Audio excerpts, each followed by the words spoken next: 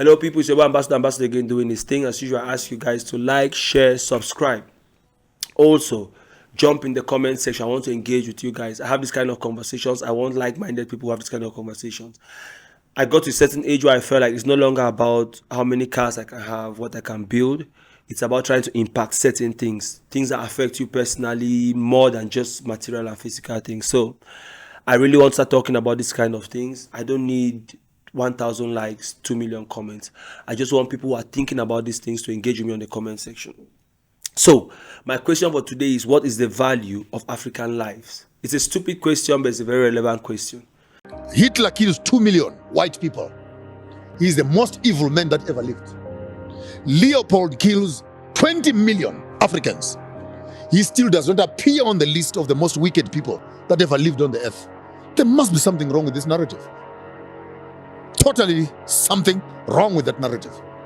It can be right by day, by night, by numbers, by mathematics, by ethnography. It cannot be right that the whole world watches the massacre of black people and says nothing.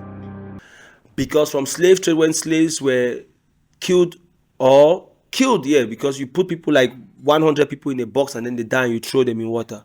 You have technically killed them. Slaves were killed, thrown in the sea. African life was not valued. To Congo, where people were asked to harvest rubber. If they didn't harvest the rubber, they chopped up their limbs, killed their children, raped their wives. What was the value of African lives then? Till today, when things happen and then Africans get killed, Black Lives Matter in America, and I told them, I made a video and I told the American brothers, like, even you in America, your lives will not be valued because you are still a black man. If African lives are not valued in Africa, your life in America will not be valued, because when they look at you, they still just see a black man. They don't know if you're African or you're black American. So they can easily kill you like an animal, because that's how they kill Africans in Africa. Lots of things happen in Africa, from our health systems, which are crumbling because of poor policies, which are being sabotaged by certain foreign systems, to our own poor leaders, which are being encouraged by certain foreign corporations. All of these things make the African life to be close to nothing. When you see the risk which people take here, to the things which are being dumped in our systems, to the experiments which are being carried out in Africa, I don't want to go into all my conspiracy theories, but as I said, what is the value of the African life if some of these things are led to happen? Also, I tell Africans, if we don't have any strong country that can back us, I'm counting on Nigeria. But Nigeria is also failing us a lot more than I would expect. Because you cannot play with a Chinese man, even in America, or even a Chinese citizen. Oh no, a Chinese man who is an American citizen. If you play with him, China will come for you. You cannot play with a Jew anywhere in this world. That's why they have the biggest lobbyists in America, to make sure that America, no matter who is president in America, you protect the Jewish interest and Israel's interest. No matter how much the Palestinians cry, and then all the Arabs stand up against the Jews or Israel, as long as the Jewish people have their interests covered in America, America will always support Israel.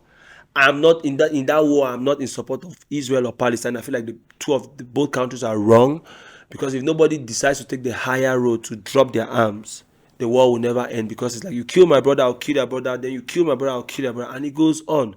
It never ends. It's a slippery slope. Not to go into the whole Israel-Palestine things. Back to my African issues. As I said, if the media normalizes African death, where you watch maybe videos and you watch Africans dying and nobody says anything about those things, it's almost like one citizen of America dies somewhere and you feel like the whole world is in turmoil. But Africans die, and Africans are just dying. I'm saying, like, look at what's happening in Congo. Nobody's talking about it. People are dying in their hundreds from careless civil wars, but nobody talks about it.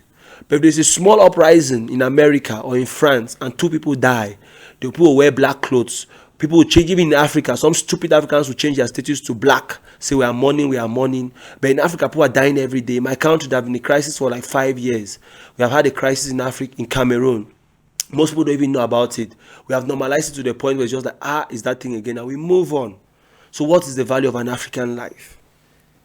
And as I said, I'm tired of blaming the West and blaming people. I blame Africans.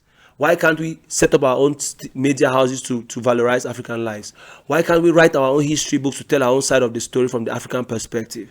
Why can't we create our own companies to fund our own governments. If we don't learn to do these things, we'll always get the bad side of the stick, and we'll live to be complaining. And when we are done complaining, we escape into church, drink alcohol, dance and make noise, and then hope that tomorrow God will change it for us. But nothing will change. Africa has been suffering from slave trade to colonization to today. And if we don't make strategic efforts and intentional efforts to change these things, we'll keep on suffering.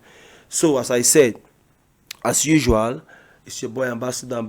Like, share, subscribe. I'm out. Just my opinion.